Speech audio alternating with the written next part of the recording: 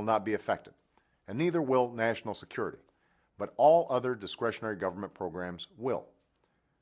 Finally, I've called for a bipartisan fiscal committee. There will be plenty of debates and disagreements, and neither party will get everything at once. Let's be honest. Neither party in this town is blameless. The truth is, neither party is blameless. And the truth is, neither party has been blameless in tactics like our families can't afford it, and neither can our economy. But it was largely consistent with the key For reasons that I will explain, the decisions that were made over the last 8 years established an ad hoc legal approach for fighting terrorism that was neither effective nor sustainable. A framework that failed to rely on our legal traditions and time-tested institutions, and that failed to use our values as a compass. It is a sign neither of courage nor power to shoot rockets at sleeping children or to blow up old women on a bus.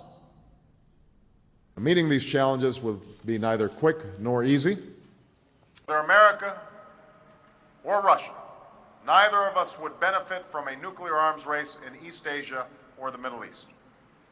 It is neither right nor responsible, after you've recovered, with the help of your government, to shirk your obligation to the goal of wider recovery, a more stable system, and a more broadly shared prosperity.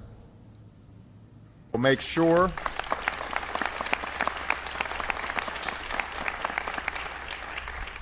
that neither some government bureaucrat or insurance company bureaucrat gets between a patient and their doctor. Just as it devastates Palestinian families, the continuing humanitarian crisis in Gaza does not serve Israel's security. Neither does the continuing lack of opportunity in the West Bank. After all, neither chamber of Congress has been able to pass a comprehensive health insurance reform bill for generations.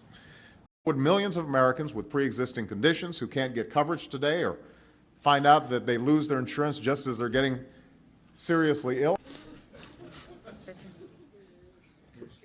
Me neither, Mr. President. I stay away from the TVs and everything else. But thank you so much for being here with us today. And I want to thank you also. I had a opportunity with several of my colleagues from the House and Senate to have a bipartisan meeting yesterday with the First Lady on childhood obesity.